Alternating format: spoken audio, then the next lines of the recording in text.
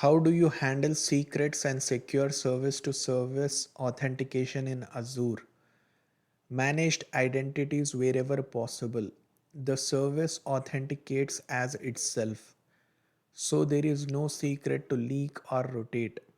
Where I genuinely need secrets or connection strings, Azure Key Vault, never in config or source. Least privilege RBAC on every resource. External APIs over token based auth, OAuth2 or JOT, which is JSON web tokens, and no sensitive data in logs. That's a quiet but common leak. Let me explain in detail.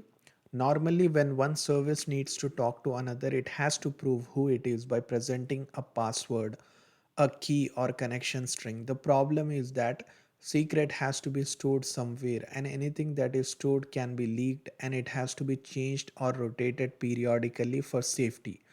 A managed identity removes the secret entirely. Azure gives the service its own built in identity, and the service authenticates simply by being itself.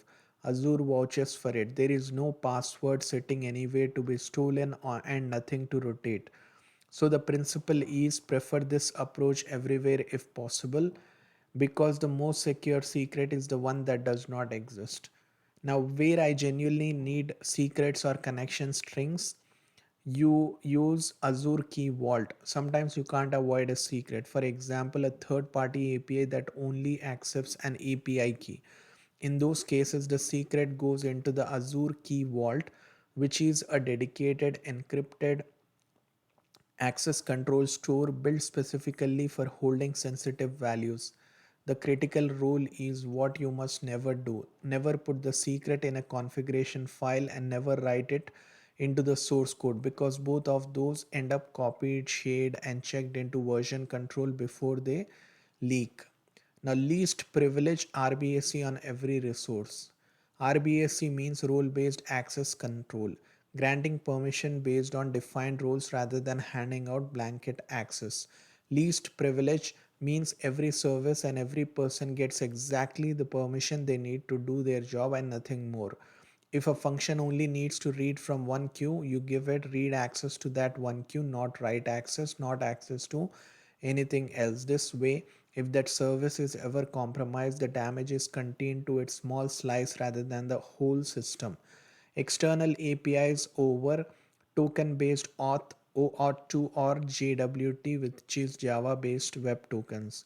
When you connect to APIs outside your own environment, authentication should use short lived tokens rather than static credentials. OAuth2 is the standard protocol for issuing those tokens, and JWT is a common token format that securely carries identity and performance permission information. The advantage over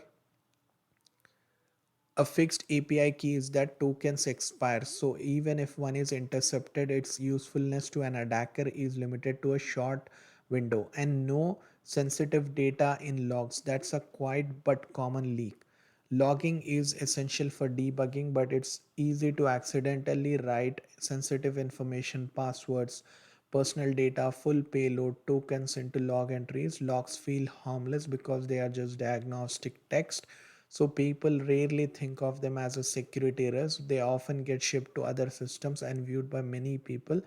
That makes logs a frequent and overlooked source of data leaks. So the discipline is to deliberately keep sensitive values of out of log output altogether.